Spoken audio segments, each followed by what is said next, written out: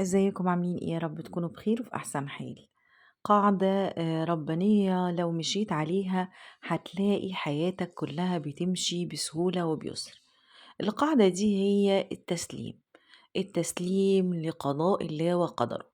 يعني لما تكون في مشكلة أو تحصل لك حاجة جامدة، دايما اقعد فكر كده مع نفسك إن أكيد ربنا خلاك تمشي في الطريق دوت علشان حكمة ربانية أنت مش عارفها، لكن مسيرك في يوم من الأيام هتعرفها.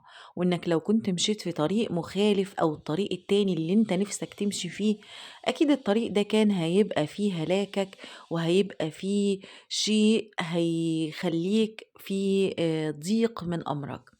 يعني لو أنت مثلًا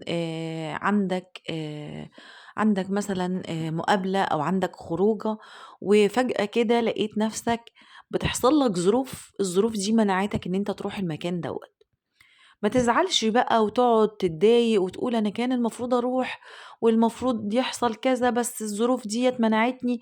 الظروف اللي حصلت لك والحاجة اللي منعتك دي أكيد فيها خير ليك، أنت لا تعلمه، لكن ربنا قدّره ليك.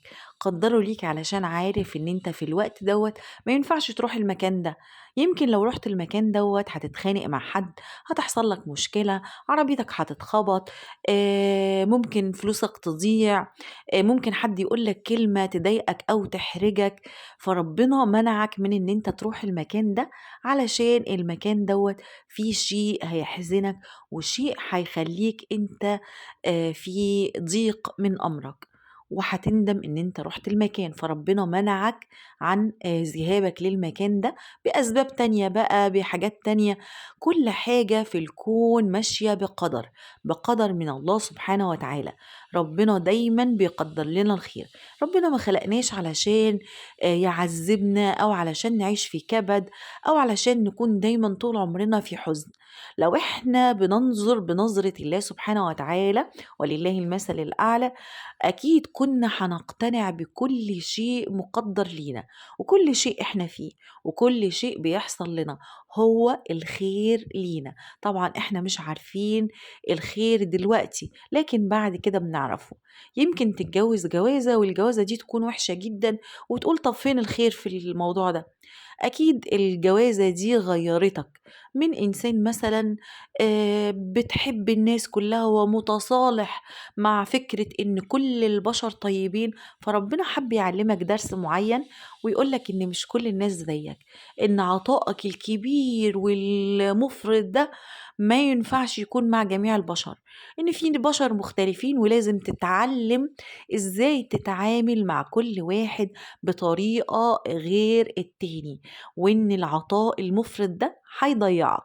فربنا بيبدأ يدّيك دروس بقى في حياتك بتعدّي بيها، يمكن تكون صعبة جدًا، ولكن الدروس دي بتغيّرك وبتخلّيك أنضج من الشخص اللي أنت فيه. فكل شيء بيحصل لك ربنا مقدّره. صاحبت حد والحد ده غدر بيك وخانك، ربنا برضو عايز يعلمك ان انت مش اي حد تأتمنه. وتبدأ بقى لما تيجي تختار الأصدقاء تختارهم بعناية وتركز في الصفات اللي تشبهك. لما اتجوزت الجوازة دي ربنا بيوري لك ان الشخص ده مش شبهك، وان انت في اشخاص تانية ممكن تكون احسن ليك، شبهك شبه تفكيرك.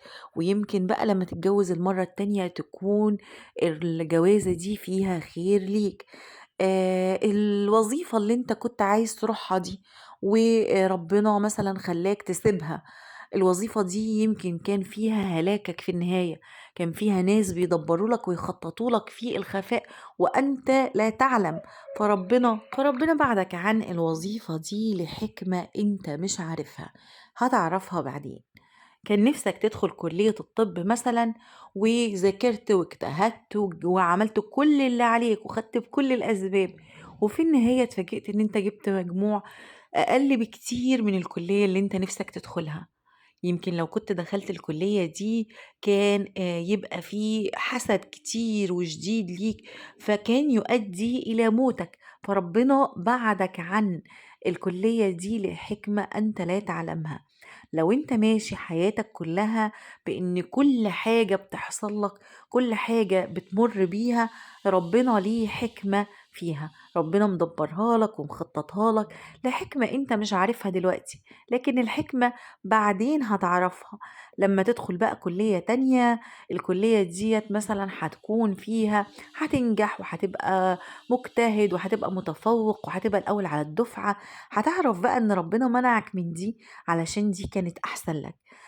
لما تسيب تطلع من جوازة فاشلة، ربنا هيعرفك ان الجوازة دي ما كانتش مناسبة ليك. لما تسيب الوظيفة دي وتروح لوظيفة تانية أحسن، مع الوقت هتعرف ان الأحسن دي كانت هي اللي مناسبة ليك مش اللي انت كنت فيها.